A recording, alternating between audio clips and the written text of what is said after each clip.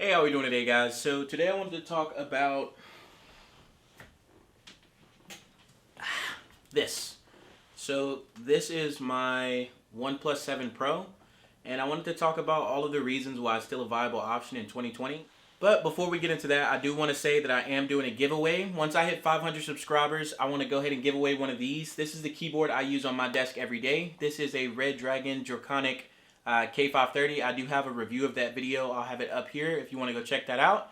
And it's just a 60% mechanical keyboard that has RGB lighting. It comes with the brown switches, but they are swappable if you want to change those out. It's also a Bluetooth keyboard, and it comes in right about 50 bucks. So if you do want a chance at winning one of these, go ahead and subscribe, like the video, and comment down below K530, and I will go ahead and enter you into that contest.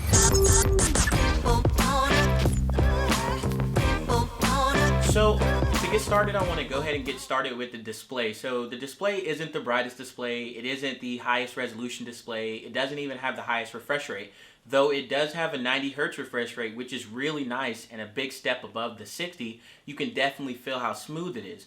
Now, there are phones out there that have 120 and even 144 hertz, which I feel like on a phone is overkill. You don't need that. I feel like personally, I don't need that. I've played with a phone that has 120 hertz, and the price difference just doesn't justify the hurt. Like, it doesn't really make so much of a difference that it's worth the upgrade, honestly. The big thing about this display, though, that I really like, that a lot of displays, especially of high-end phone makers like Samsung, Apple, LG, well, LG's kind of getting into the space a little bit more, but no notch, no cutout, no hole punch, no teardrop, none of that. That's what makes this display so awesome, on top of it already being 1440p and having really vivid colors. Now, I've owned a bunch of phones with notches and teardrops. I've owned the Note 10, which has that hole punch cutout. I've owned the Pixel 3 XL, which has that pretty big like bathtub notch at the top. And while those things, after you use them for a while, they become a little less noticeable, especially when they're the norm with all of the most of the phones that are going around nowadays. But I feel like once you get to use this phone, you'll notice that when you go back to use other phones so much more. So that's one of the reasons that makes this such a hard upgrade to change phones, because there aren't a lot of phones that are better in most categories in this phone and also sport this same display. Like, if you're looking for a phone with a display that has no notch, no hole punch, whatever means that they're using to do that, whether it be a flip out camera, a motorized camera, under the display camera, there aren't a lot of options out right now that can contend with this phone, even after a year and a half as far as the display goes. I mean, can you believe I owned a Note 10 before this phone, and this phone is almost better in every aspect? It's an older phone, and it costs way more money. The Note 10 costs way more money than the OnePlus as of now. I mean, you can still pick it up for a pretty good price, and I'm gonna get into that a little bit later on when I talk about the pricing of this phone. Alright, so the next thing I want to talk about is the fast charging. The 30-watt fast charging is amazing. I don't think I've actually owned a phone that charges faster than this, though I know they're out there. I know the Note 10 Plus is like 45 watt, and then you got that new, I'm thinking it's an Oppo phone that has 120 watt charging. I can't think of the exact phone right now, but it has 120 watt charging. I know you got some 60 watt chargers out there. But in all honesty, this 30 watt fast charging is nice. You plug your phone up for 20 minutes and you get 50%. And I'm thinking, like, you could watch a favorite episode or something, maybe just take some time out, put your phone down for a second, and by the time you pick it back up, you'll have at least 50% battery if it was on 0%, which is mad nice. No, this phone does not support wireless charging, but unless that wireless charging was going to be as fast as the warp charging, the 30 watt charging, it's really honestly a waste of your own time to set that thing down on the wireless charger versus just plugging it in. You're going to spend a second more plugging it in, and you're going to save minutes out of your day or hours out of your week just plugging it in versus setting it on the wireless charger. So it just doesn't really make a lot of sense. And I'm glad that they cut that in favor of because, you know, with the price of this phone, I would rather them cut out that wireless charging and focus more on the wired charging than add the wireless charging and then have the wired charging charge at a slower rate. That just doesn't make much sense, and I feel like they couldn't have done it any other way, and the way that they did it was perfect. And I mean, overall, the battery life is really nice. I mean, it definitely gets me through a whole day. And I bought this phone pre-owned, and it still performs perfectly. I mean, I bought this phone at a later date, pre-owned, and the battery still does a great job. I mean, unless you're sitting there watching 1440p videos on YouTube while connected to a Bluetooth headset and using Wi-Fi and all kinds of other stuff you really don't need to be doing all day long, you won't have a problem. And even if you are a power user, you throw it on the charger for 20 minutes and you got 50% and you're back up and running. So it's not really a big issue. The battery life is great, especially when you pair that with the 30-watt fast charging.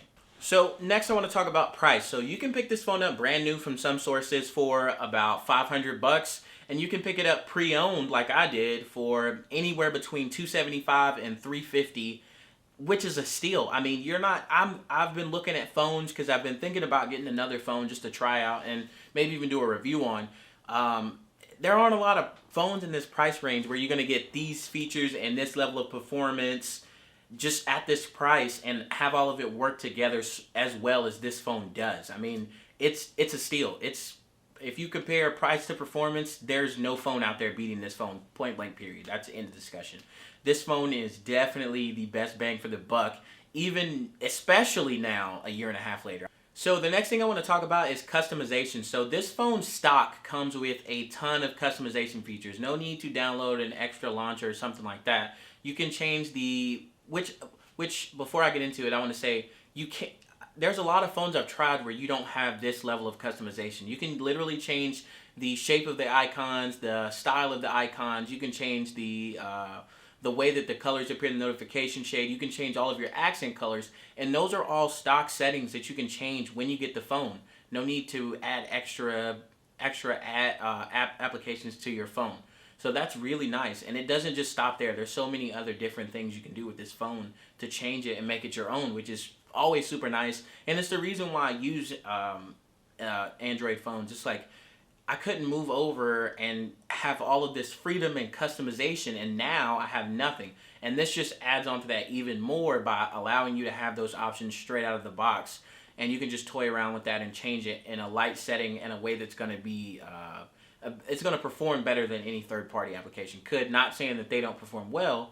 This just is already stock in the box OnePlus software. So that's another big selling point of this phone. It just works so well, and it's really nice to have those options. So next I want to talk about the cameras. While they're not the defining feature of this phone, they are still really nice, especially when you think about the price point, and all things considered, they look really good. And I'm going to throw some pictures up just for argument's sake if you haven't seen the pictures that this phone takes, so you can just get a look at it. And added benefit, when you turn to take a selfie with somebody maybe, and that camera pops up, they're like, whoa, never seen that before.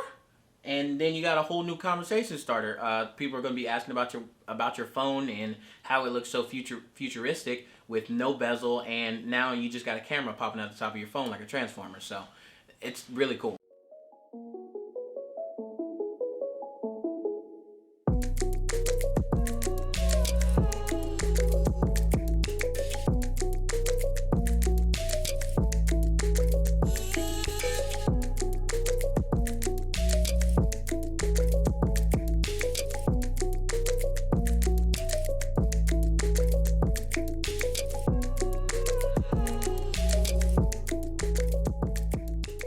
So next I want to talk about one thing this phone does not have, which some people bring up, but I feel like it's truly irrelevant unless it's in your line of work that you need to be around water. It does not have a waterproofing rating. And to be honest, that does not bug me. It wouldn't bug me with any other phone.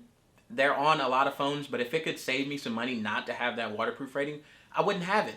There's no situation in any day of my life where I want to take my phone swimming with me. I don't want to have it in the water. If I want, I have a camera for that. You can buy a $40 action camera that's waterproof and use that to record videos, and just send them to your phone or something. But if that bugs you, then this may not be the phone for you. But honestly, there aren't a lot of everyday situations where you're going to be trying to take your phone swimming, or it's going to be an issue. I mean, I use this phone out in the rain all the time, and it works perfectly fine. So all in all, I want to say that there aren't any phones I'm looking at right now that I would consider an upgrade from this phone. I mean, the processors are maybe a little bit more powerful, and that's really subjective. How much power usage are you really using it for? Like, I can multitask perfectly fine on my phone. I can record videos, take pictures, play games, all perfectly fine with no hiccups whatsoever. So, no, I don't need a Snapdragon 865. For what? I mean, I have a computer, so if I need to do anything super heavy, I have a computer, and if that doesn't work, I have a laptop. So, you know, if I'm out and about, I can use that. But I feel like there's not a lot in everyday life that you need to use that extra processing power for. And I haven't seen another phone that makes me actually want to switch from this one. The only possible upgrade I could see in the future, which I'm actually looking into right now, is a folding phone. But considering the price of the Galaxy Fold and all these other folding phones that are coming out, I don't see that in my future.